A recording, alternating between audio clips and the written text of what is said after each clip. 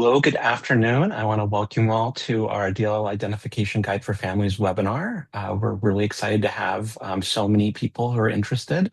We're going to go ahead to our next slide to just introduce how to set up transcription in case you'd like to view the information from the webinar in another language. Oops, sorry, Crystal, that was me.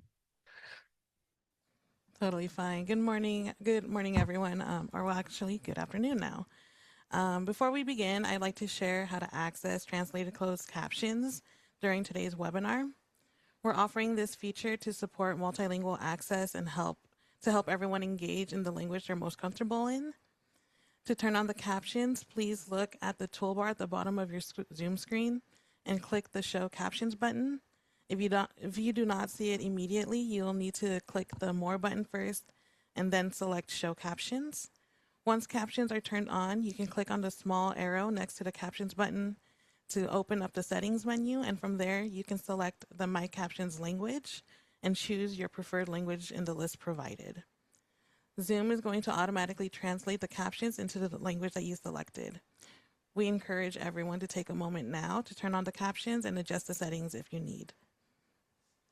If you experience any issues accessing captions during the webinar, please feel free to send a message in the chat and someone on our team will be happy to assist you. And with that, I'll pass it on to Mario to begin the webinar. Thank you, Crystal. So we just want to welcome everybody. We're so excited to have you here. We're going to be having a conversation about supporting dual language learners and their families. As you're coming in, if you could please introduce yourself in the chat, just tell us your name and your role, whether you're a parent, family member, preschool teacher, elementary teacher, administrator, county office staff, college faculty, whatever role it is, please just share with us so that we can know who we have here.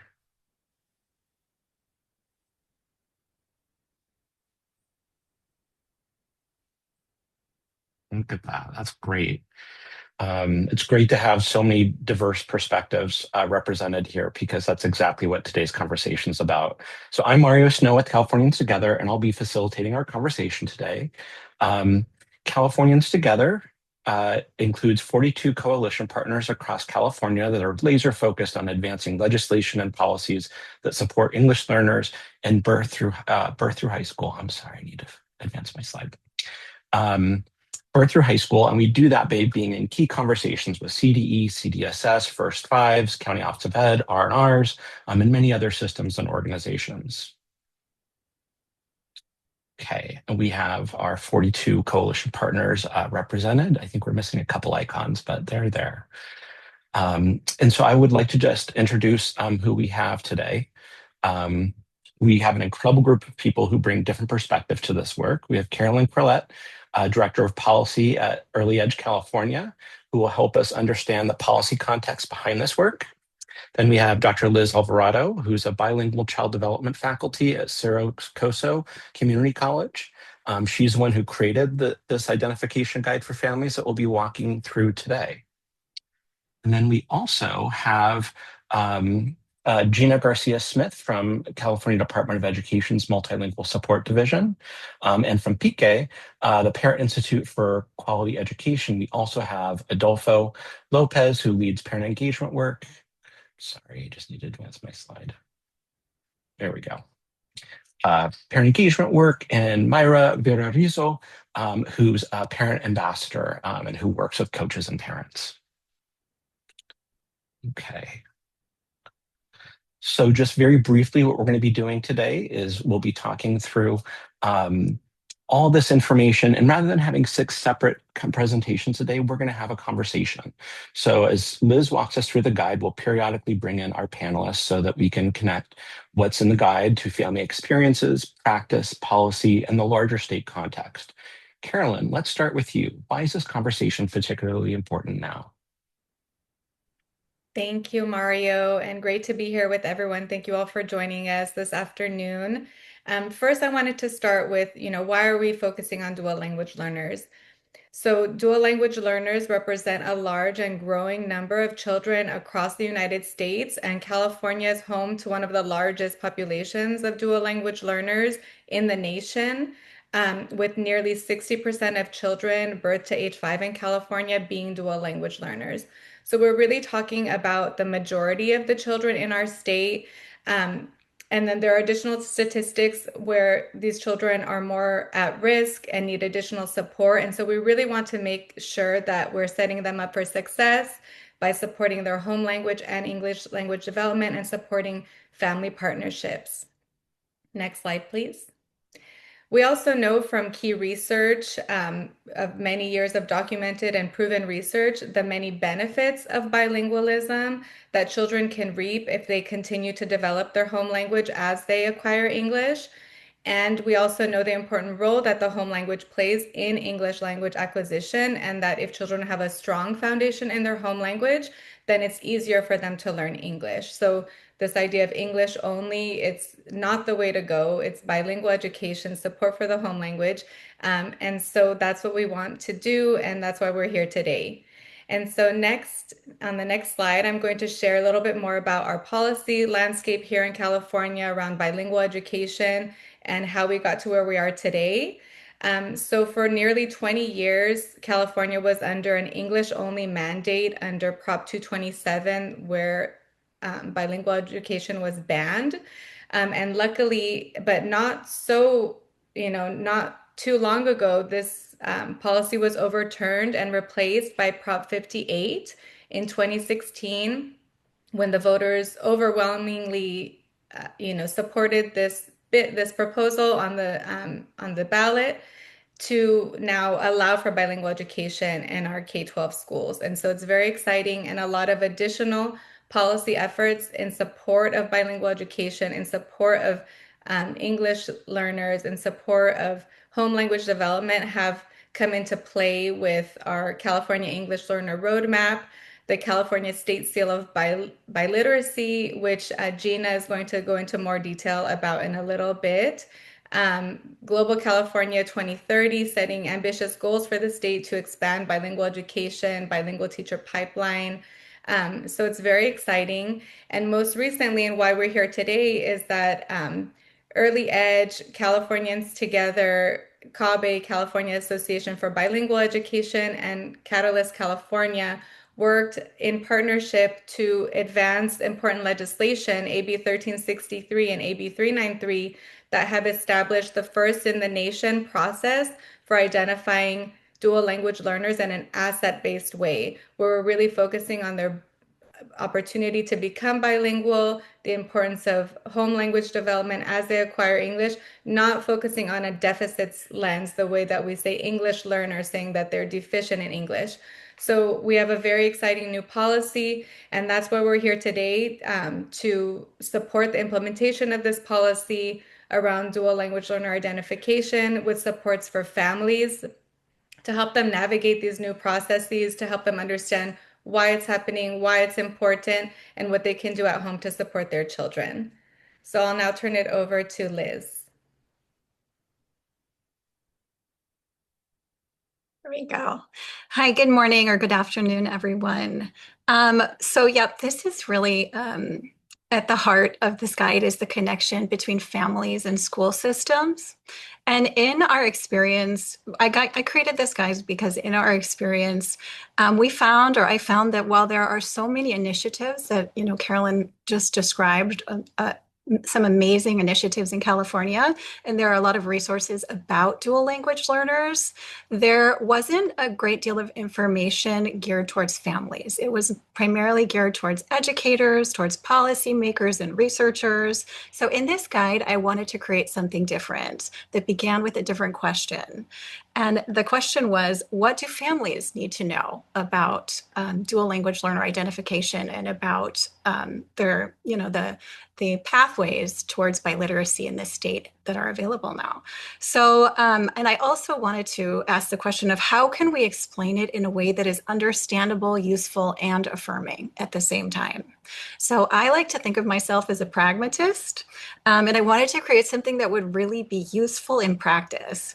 So this guide uses family-friendly language to explain terminology that families are likely to encounter and connects children's children's experiences in early childhood to what they might encounter later in elementary school and beyond. So one of the most important, those are the design features that are explicit in this presentation today. But something else that I would like you to think about, could you advance one slide? There you go, is where this fits in. One of the most important things is that this isn't just a resource to give to families, it's a tool to use with families. And that is what we're hoping that you all are here today to help us with. So many of you are in roles where you can help bring this information to life by facilitating conversations, answering questions, and helping families understand the value of their home language in their child's education.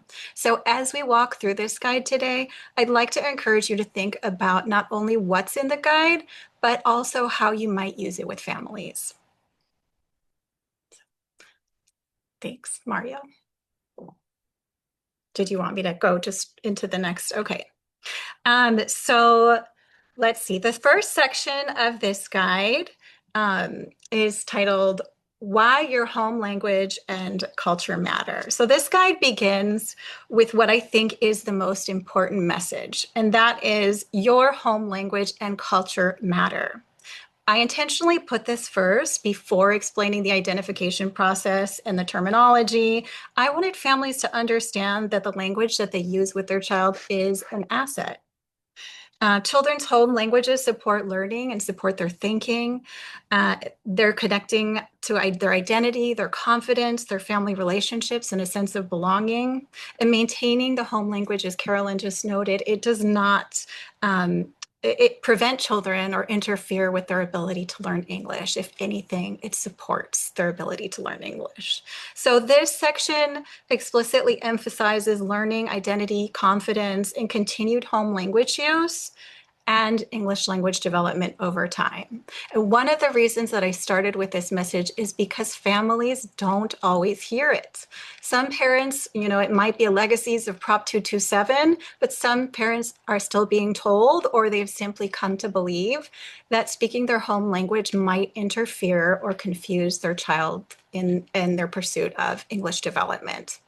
So that was the first thing that I wanted to achieve with this guide, is to dispel the myth and give families encouragement to continue to use their home language, or the language in which they can communicate most naturally with their child.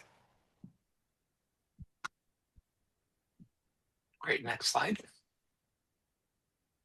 So this seems like a perfect place to bring in our family voice. So I'd like to ask our guest from PK, Myra, what messages do families most need to hear about maintaining their home language? Hi, yes. Good afternoon, everyone.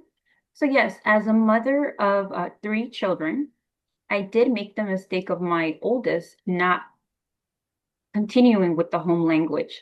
So with my second child, I saw the difference. It does help having their self-identity, having that home language. In my case, it is Spanish. So they were able to, I saw the difference between the oldest and my middle child. My middle child was able to self-identify with Spanish. He is able to communicate with the rest of the family, with the grandparents, with the aunt, the uncle. He is able to identify with the culture, with our Mexican culture a little bit more. And in the future, well, now he's a sophomore, he's able to correlate some of the language now that he speaks English, and now that he's even picking up French. So there is that correlation in the future. It is difficult, but we need to strengthen our language at home, because that is where they self-identify and they express themselves, because that's what they know at home. That's what they started with. So that's what makes them safe. They become confident, and then at school they will learn eventually the English. And I think that's what we need to work with at home as the parent.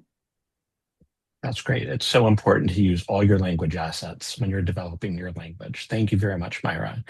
Liz, so why don't we continue with what the language journey looks like? Okay, great. Sorry, I noticed that I hadn't unmuted last time. Thank you, Crystal, for your support with that. So, your language journey. This is the second section of the guide. And one of the major challenges that we found for parents is that terminology changes as children grow. So, even as an educator, when I came to California from Texas, I was confused by the terminology in California. There's a lot of terminology in California. So, in early childhood, families may hear the term dual language learner or DLL. Once a child enters TK through 12th grade education, they may encounter terms like multilingual or ML or English learner, EL, and later reclassified fluent English proficient or RFEP. So if nobody explains those terms, they are understandably confusing. Um, so the bigger message, there's another message in this section too, and it's perhaps a bigger one, and that is that language development is a long-term process. Um, so children don't suddenly become bilingual or multilingual or develop academic English. This does not happen overnight. It happens. And the guide specifically references that the typical time frame or the expected time frame for developing academic English can take from 5 to 7 years. So we really wanted to set the expectation there because I think sometimes there's again, another sort of myth out there that language development happens on a fixed timeline and that timeline is much shorter than it can actually be for some children. Of course, it depends on the child, but we really wanted to establish that expectation clearly in this guide.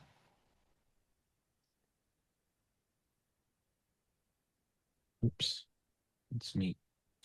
Okay, so Adolfo, I'd be really interested to hear your perspective. Having worked with many families from PK, what parts of this language journey tend to be the most confusing or concerning for families? Well, Mario, first of all, thank you for having me here, and thanks everyone for being a part of this great discussion. When talking to parents, one of the biggest worries for them is that first interaction with education around that question: does your kid speak a language other than English at home? And um, I've been privy to a lot of conversations where parents will, are talking amongst each other and asking, what do I do? Do I say yes? Do I say no? And oftentimes it's sadly parents are now wired to say, no, don't do that because that's going to set off a multitude of labels and process and just say no. And I think that's the narrative we need to start counteracting um, because it's so essential for our families to keep their native language and understanding the process and understanding that just because your kid is labeled English learner does not mean that they won't have the same support. Doesn't mean that they would be looked at different. That they will require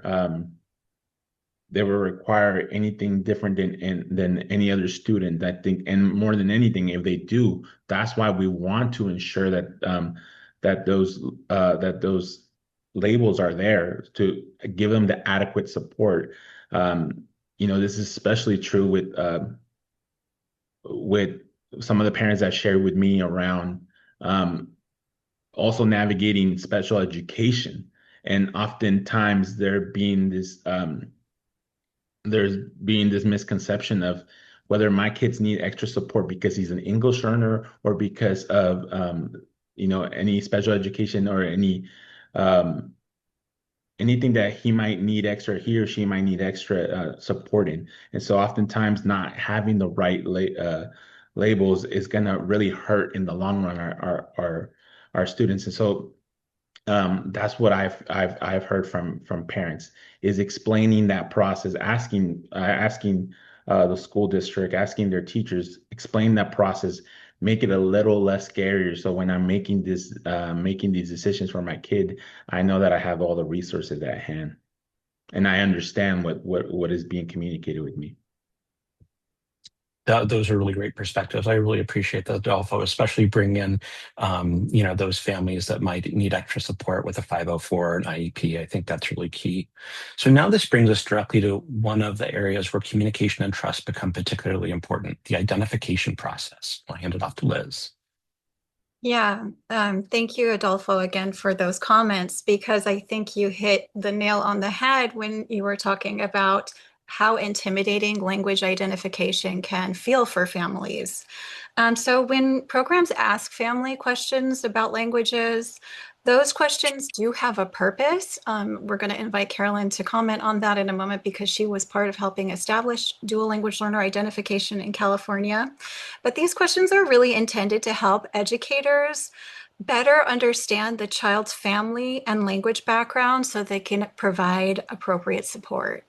But I think when we think about it from a family's perspective and what they experience, they might be wondering, and they do wonder, why are you asking me this? And is this a test? Will this affect my child's future learning opportunities? Is speaking another language somehow a problem? So that's why this guide doesn't simply explain what the programs will ask, but it also tries to answer and explain why programs and educators might ask these questions. So the guide is intended to reassure families that the identification questions are intended to support learning and not to judge their child in any way. So because Carolyn was here, is on, and she's was foundational in the creation of the DLL identification process. I think Mario is going to invite her now to provide some more detail about that process. Absolutely. So, Carolyn, as you were part of the work that helped shape this process, can you tell us a little bit about the thinking behind DLL identification? Why was it important to create a process for identifying DLLs, and what did you want that experience to look like for families? Yes, thank you. So this was, really field-driven, practitioner-driven, this process for DLI identification in state preschool, general childcare, and migrant childcare. It was really replicated from strong model programs such as Head Start and also the Language Learning Project in Fresno, that are really rooted in family engagement, in building on the children's assets, their likes, knowing what they enjoy doing, helping families understand that their home language and culture have a place in the classroom and in the early learning setting, and that they are welcome. It's also focused on sharing the benefits of bilingualism with families because, as we heard earlier, families are often given the message English only, English only. And so, as part of this process, they receive information about the benefits of bilingualism, the important role of their home language, as well as strategies and tools for how to support their home language. And these materials are available in the top 10 languages spoken in California. And so, this is critical because before we had no, systematic process for identifying children who were dual language learners. And now we have more information at the state level to make informed decisions about resource allocation, funding, and other needs, as well as at the local level. And teachers themselves have more information about their children and how to support their needs and how to work with the families in their program.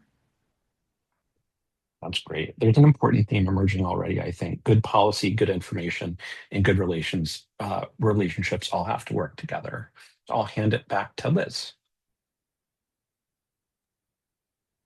Thanks, Mario, and thanks, Carolyn. This next section was designed because we want to move from understanding to choice. California has a mixed delivery system, as many of you might know, in early learning and care. And that means that they have the right to ask whether and to choose a learning environment that will support their child's language, identity, and learning style.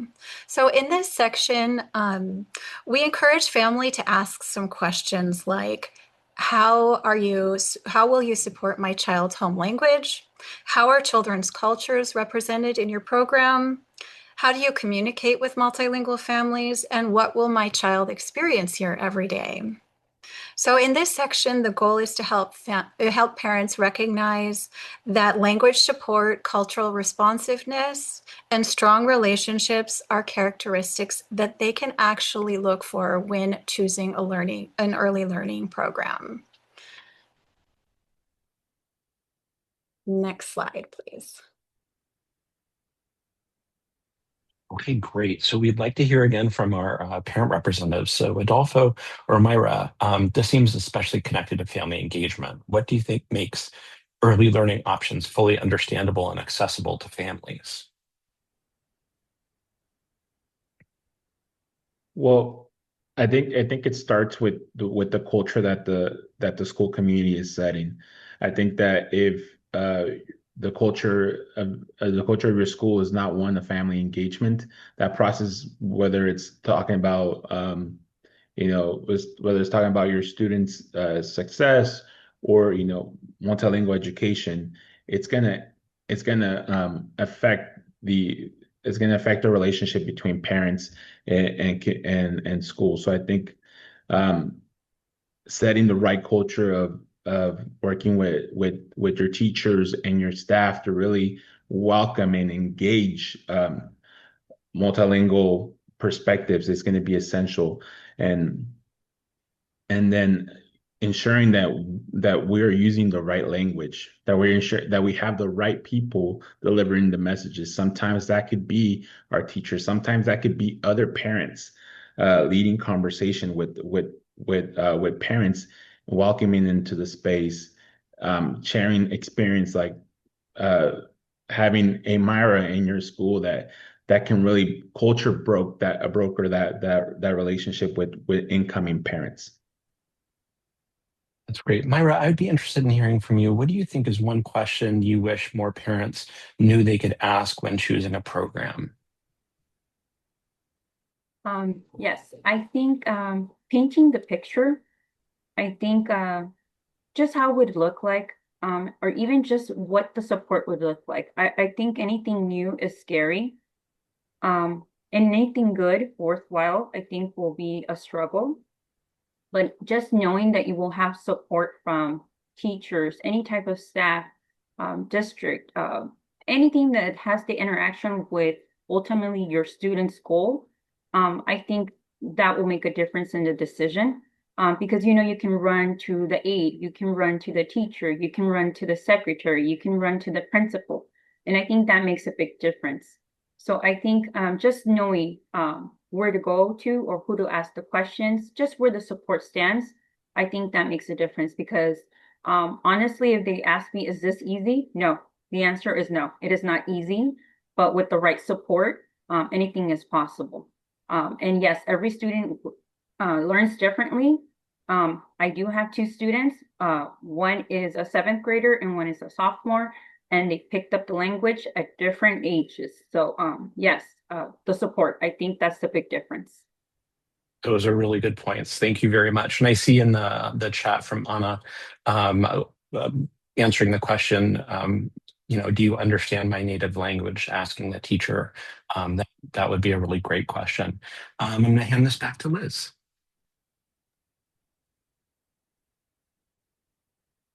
Thank you. Okay, the next section is called Understanding Elementary School Options. And this section was important to include because sometimes we experience, or families experience, a bit of a disconnect between our early learning and care mixed delivery system and TK through 12th grade education, which is elementary school and higher. But our children in early learning and care settings eventually do enter elementary school, and they may encounter very different options than were available in early learning and care. So this guide introduces models and language such as dual language learner, bilingual models of education, because often too, parents are not familiar with the options that are available in their district. So it introduces a little bit those different bilingual models, dual language immersion programs, transitional bilingual programs, and then English instruction with English language development, or ELD, so that parents are really aware of the different ways that their child can be supported as a dual language learner now entering elementary school. The purpose isn't to tell what families to do or which program they should choose, but it's to help them understand that there are, again, choices, and to give them enough information to ask good questions about what choices are available to them in their school district. So next slide, please. Great. So I think this is a great opportunity to ask Myra, since she has two children in bilingual education. Can you tell us what would have made elementary language program pathways clearer or easier to navigate when you were making those decisions for your own children? I think the pros and the cons of the programs. I think what would the benefits be in the future for my students? Honestly, when I found out about the program, because it was new in our district, and my students do attend Rialto Unified School District. It was completely new. I had no idea what to expect, but I knew that ultimately the goal was that I didn't want my children to lose their language, Spanish, because I knew it would be very difficult. But ultimately, I knew that I wanted them to have Spanish as their language. But ultimately, the district did a very good job in maintaining that relationship, keeping with us, identifying the needs as they traveled with us, navigating what was new to us. Like I said, just figuring out that support that was needed as we struggled the new system because it was completely new. But the support made a big difference. I think just knowing that, and I'm gonna go ahead and use my sophomore, knowing that he's already picking up a third language. I think as a mom, I'm very proud of that because I never thought my child would have another language under his belt. And I'm a very proud mom. So for him to be able to read signs when we go to Mexico, for him to be able to have conversations with more people, to travel to Mexico, to have translations, to go back and forth, for him to sing in French, starting to sing in French. I mean, that's just, it goes beyond what I ever thought of. So I think just trusting the system, trusting that they will pick it up, and just trusting that our educators are doing their job. I think just trusting, because I know it's difficult, but supporting. I think that's the key. Supporting. It'll happen. It'll happen. That's great. I love all those examples. So now we're going to follow that path a little further forward, because one of the messages of this guide is that maintaining another language isn't only about what happens today. It can open opportunities from years from now. And I'll hand it off to Liz. Yeah, that was kind of a perfect segue, Myra, because this section is intended to really connect to those benefits of biliteracy. So instead of asking now, how quickly can my child learn English?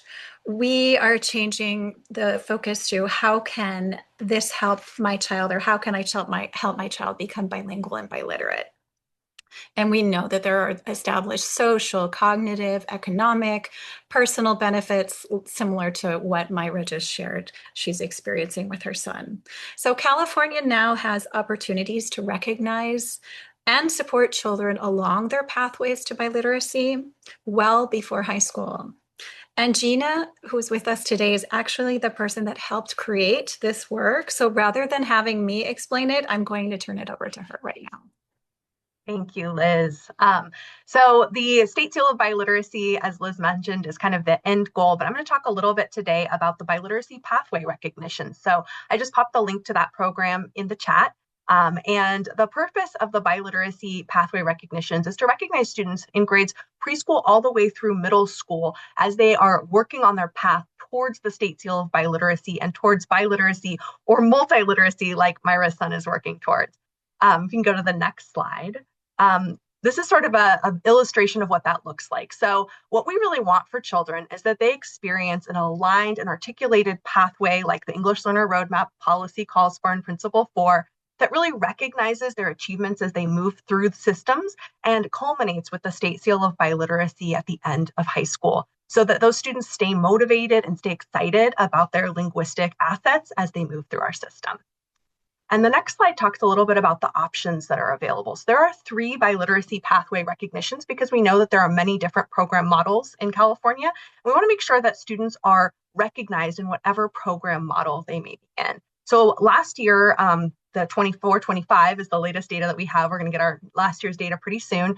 Over 65,000, almost 66,000 recognitions were awarded. But we know we have so many more multilingual learners, dual language learners in our system than that. So we want to see those numbers go up. We want to see every student who brings the asset of a home language other than English with them to be recognized and celebrated for that achievement.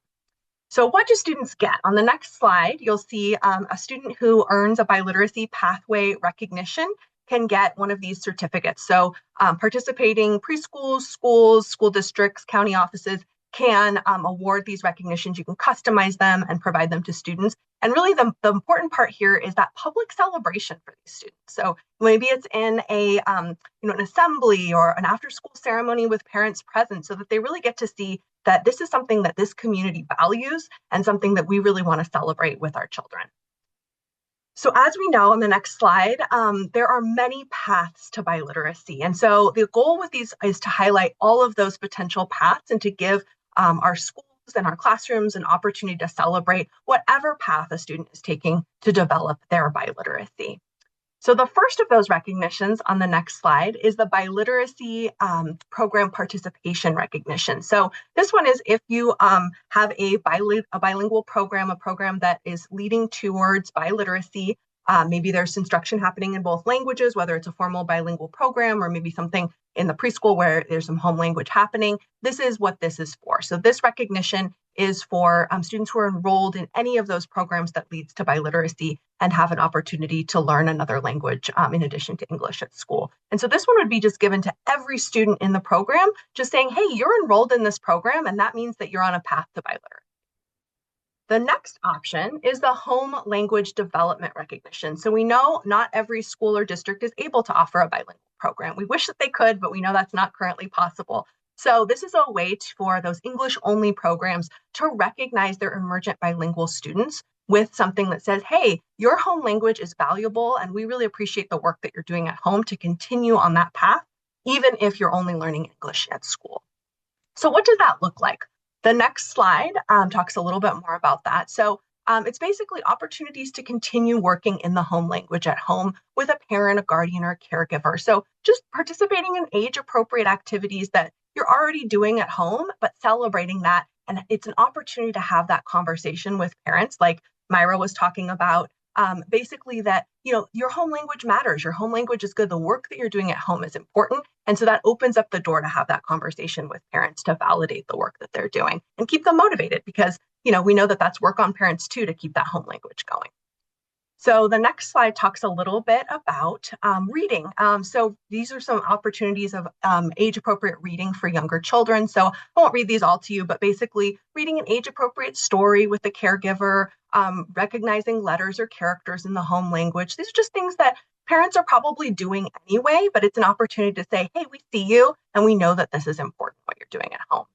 So there's some other examples as well of writing activities on the next slide. So obviously, writing with younger children is a combination of drawing and dictating and writing to tell a story or describe something. I have a 4-year-old at home, and she likes to mix all of those things together to create something really beautiful that maybe has some letters on it, but it really is mostly her picture and my writing on there. And so validating that and saying that is a writing activity with your young children. And the next one talks a little bit about listening. So we know that it's really important also to hear, native speakers of the home language speaking. So that could be learning a new skill with the caregiver. Maybe it's listening to a story or playing a game, all of these things that you're doing anyway at home and really validating that. And then the speaking one, which my daughter, we're learning English and Spanish at home. And of course, the speaking is always the challenge. They get the receptive before they get the productive. So, trying to get them to really speak in the language, not just answer you in English if they're starting to get English at school, but really, responding to you in that language by maybe playing a game or pointing and naming objects, or maybe it's singing some songs in the home language, ways to keep them motivated to not just respond back in the language of school, but to respond back in that home language as well. And then that all culminates with the next slide is the biliteracy attainment recognition. So this is kind of a where you're going with younger children. We're not there yet, but at the end of elementary school or at the end of middle school, there is an attainment recognition that's available for schools and districts that would like to participate. And this is based on proficiency. So the criteria for this is aligned with the state seal of biliteracy. And it really indicates that if a student is continuing on this path, they are likely to get the state seal of biliteracy in high school. So it's a way to just say, not only are you continuing to develop that home language, but you're really getting to a place of proficiency in that language. And we really want to celebrate you for that as well. So the next slide is just showing that articulated path again. Now that we've talked about what those recognitions are, you can see that maybe you'd get one at the end of preschool, and then maybe and the end of kinder, and then you get one in third grade. And so every school or district can decide, how they want to participate in this. Preschools are welcome to participate too. It could just be a single classroom at a school when you start, and then it can grow into a whole school participation and a whole school celebration. But the idea here is that you're keeping those kids excited and motivated on their journey and finding those moments in your program that make sense to recognize students. And it's an opportunity to talk to the program that feeds into, that your program feeds into, and say, how are you going to keep kids motivated? Let's work together to create this path that culminates in the state seal of biliteracy, or maybe more than one state seal of biliteracy, like Myra said. And then the next slide just shows how to participate. So it's a pretty easy process. We didn't want to make it a barrier for folks. You submit a form annually online. You'll receive those digital certificate templates, customize and print those locally, and provide those recognitions to students. On the next slide, you'll see that we have a lot of resources available for folks. I did share the link to this webpage in the chat, but you'll also get these slides after.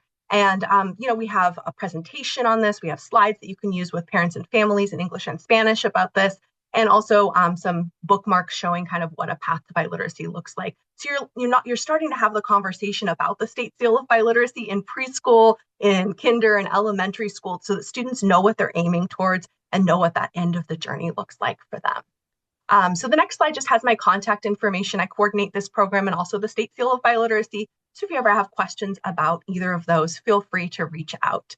And thank you. I'll pass it back over to Mario.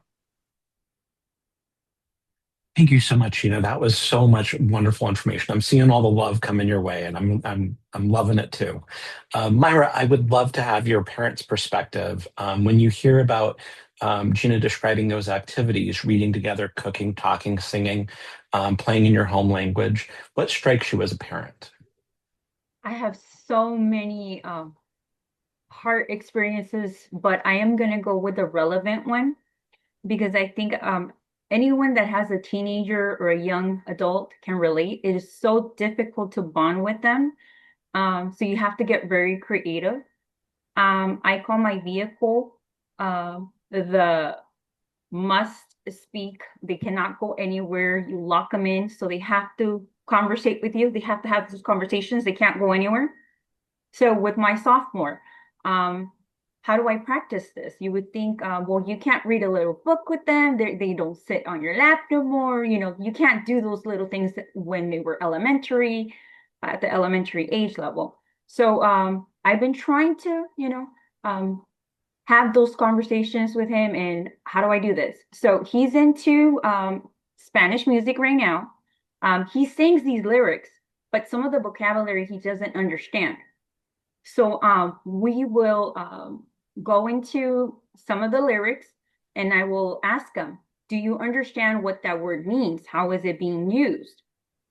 So we will go back and forth, as in, okay, so how is this singer using it? Or, back and forth.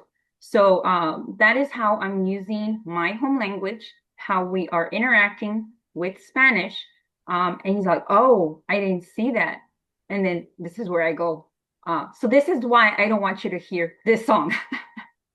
So and forth. I mean, it's good and bad, but I am using some of the vocabulary to tell him this is how you expand your knowledge of the words. But I'm trying to get creative because he can't go nowhere. And we do drive.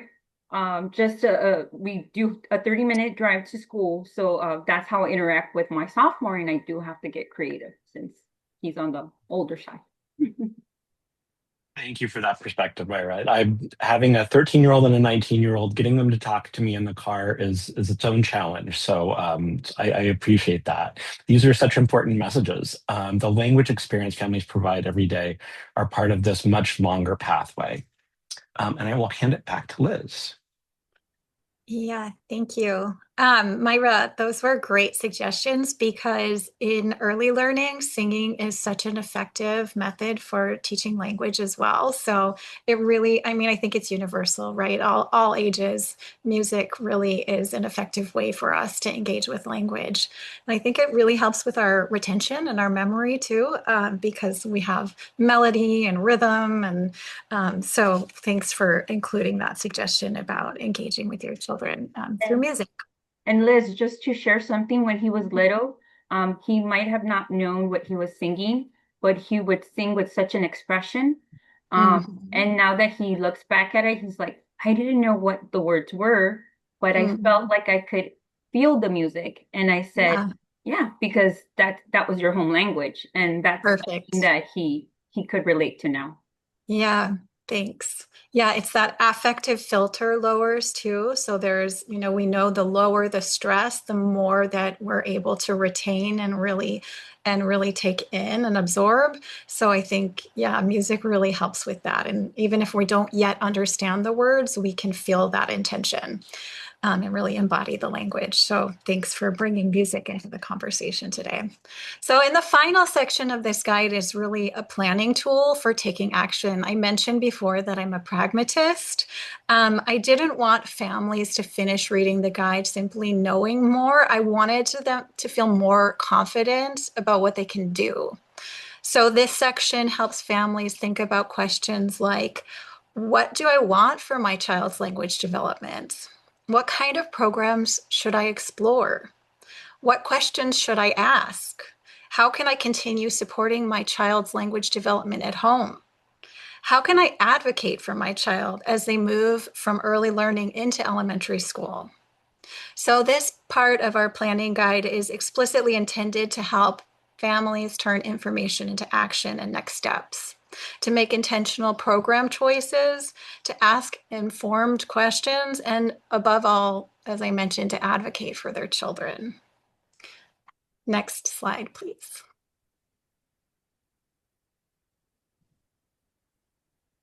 Okay, great. Well, luckily, we're perfect on time. So we've got some time to reflect on Q&As. And so if you happen to put a question into the chat, we're trying to just consolidate it to the Q&A so we don't have to go back and forth.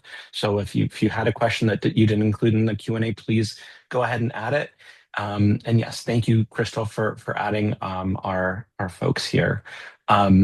So let's go ahead and start off. So there's a question right at the top I think would really be helpful for some folks to have answered. The question from Suzanne is, I'm still struggling to convince many parents of children with speech and language disabilities or delays to continue use of their home language with their child. Do you have information for these families? Feel free, whoever would like to answer that.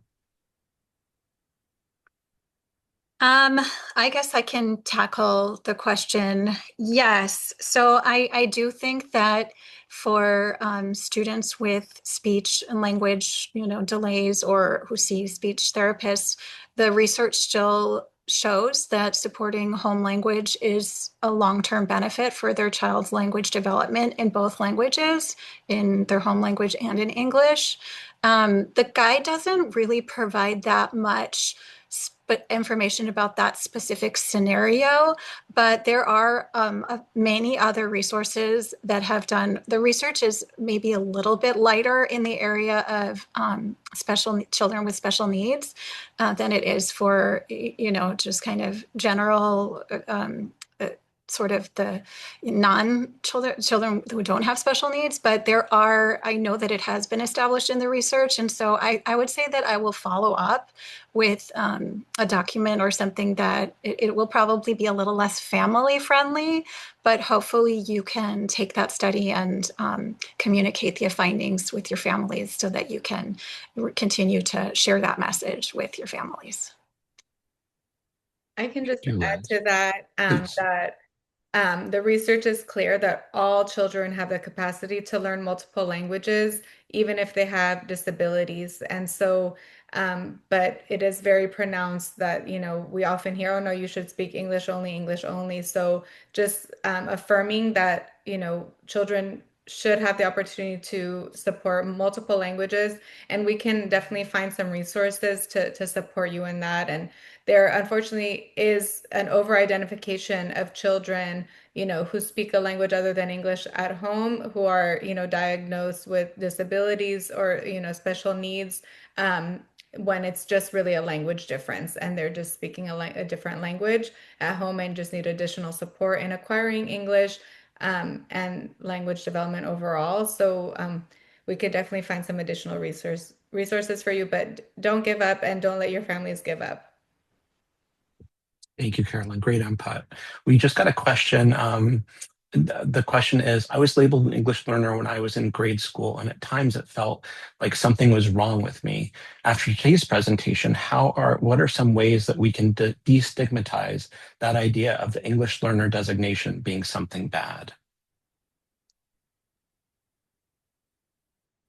I would love for Gina to perhaps comment on the seal of biliteracy. Like, Yeah, so I think the more that we create systems that celebrate students from the beginning and really create a system that says your home language is valuable, your home language matters, the more we're going to get rid of that stigma around being a language learner, because we're all language learners. And so it's really important to create that value. And the more that we can assign that competence to these students, that they're bringing something extra and special to the school community, and we want to celebrate that with the biliteracy pathway recognitions, with the state seal of biliteracy in high school, and that we know that actually gets you better career opportunities, that that multilingualism can prevent Alzheimer's. There's all of these incredible benefits that we don't talk up enough. So I think it's really a matter of sharing those, not just with parents, but with the students themselves from an early age, so that they feel that pride within them. That's great. And Adolfo, I saw that you had come off mute. Do you have something to say to this topic?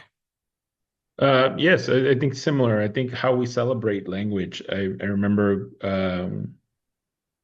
going in my own, like I was an English learner until middle school, and so but I know that in elementary how we spoke about language, how we showed diversity. My school was majority Spanish speaking and Cambodian. And so, seeing multicultural events that were put on, I often kid that I think that I learned Cambodian faster than or earlier than I learned English, because my neighbors were Cambodian. So, but it was always present in our schools. And so, even if we're not talking academically, but how we show bringing new cultures into our schools is how we show that those languages are no different than English. Excellent. Thank you very much for that input. And there are a lot of questions in here. We're not able to get to everyone's questions, but when we send an email back out, we'll make sure that we address all the questions that were posed to us. And just because we've got asked it a couple times, we will be sending out the slide deck. We will be sending a link to the DLL identification guide. And yes, we do have them translated into 10 different languages. So we are going to be field testing this in Los Angeles over the next month and a half, just to make sure that it's as comprehensive and useful as it possibly can be for families and for providers. So it will definitely get some updates between now and a couple months from now, but we have existing resources that you can have access to. So we have another question here. Our district struggles to encourage newcomer families to enroll their children in dual language programs, even though the program is specifically designed to support multilingual learners. Many families feel that their children need to learn English as quickly as possible and worry that receiving instruction in Spanish may slow down their English development. How can we better reach these families and help them understand the benefits of dual language education for their children?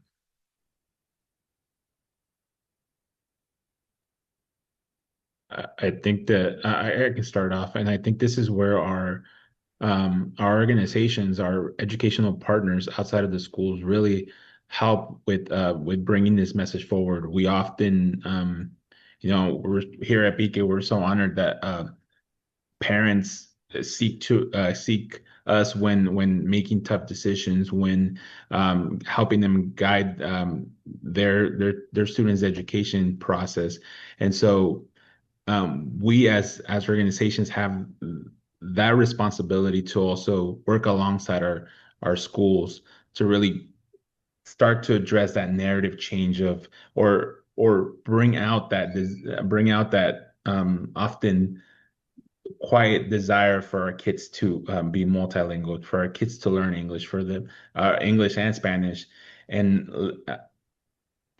letting them know that it's okay for them to do that and they can do so, and come out the other side fluent in both languages. So I think it's the job of our educational partners outside of our schools that also help bring that message forward.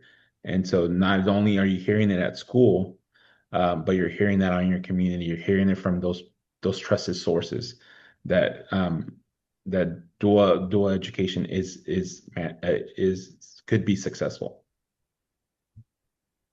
Great. Thank you very much, Adolfo. Go I ahead, was Liz. just going to add one thing, and thanks for sharing that, Adolfo. I was also going to add that it can really help. My children are also enrolled in a dual language immersion program, and now they're older, but we've been at it since early childhood.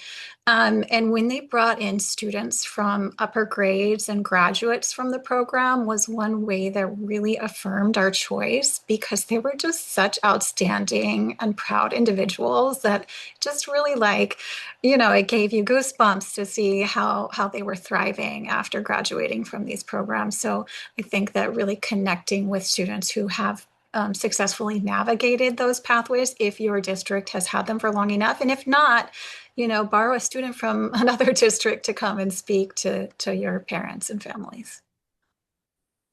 That's great. I think we have time for maybe one or two more questions. We'll see. So one question I'm seeing here is, are there resources for English-speaking families who want to support their child's success in a Spanish DLI classroom? And I would imagine that LEA is the districts and the County Office of Eds would have those types of resources. So is there any other types of resources or locations for resources for that? Because the designation works a little bit different. So technically, terms like English learner, if your child comes in as a native English speaker, are not going to, you won't have to, they won't be going through the same testing and identification process. So things do look a little different.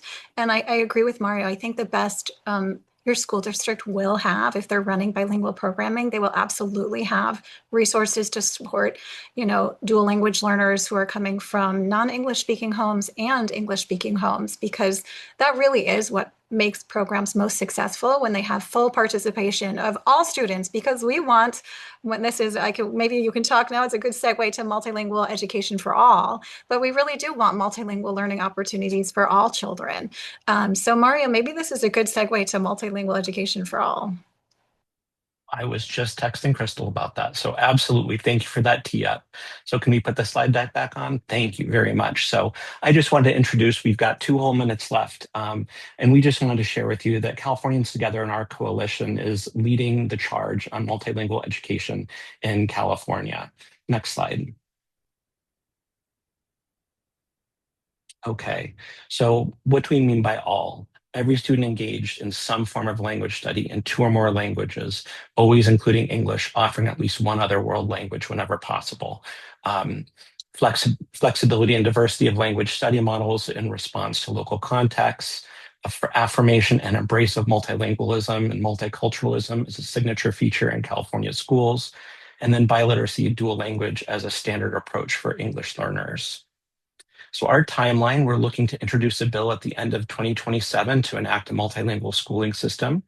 And we want to just keep you in the loop, and you're very welcome to be part of this great effort if you'd like. So we've started developing our work groups and coming up with our planning and our materials. And then through the end of 2027, we'll have a solid, comprehensive bill with authors and legislative staff on board. And then at the beginning of January, February 2028, we're looking to introduce legislation and then get hearings on the bill later on that year. So here's how you can get involved. And you're going to get this link, but you can also go to this really short website URL. You can join the campaign and keep up to date on things. You'll receive updates, learn about ways to get involved regionally, and opportunities to share your stories, knowledge, and experiences. Okay. Well, I want to just thank you. Thank you all for joining. I know many of you are doing this on your lunch hour. Really appreciate this. I want to thank Liz, Carolyn, Gina, Adolfo, Myra. We just had such a fantastic conversation. And so we're really excited about sharing this space with you. And we look forward to continuing to share this work out. Thank you all very much for joining.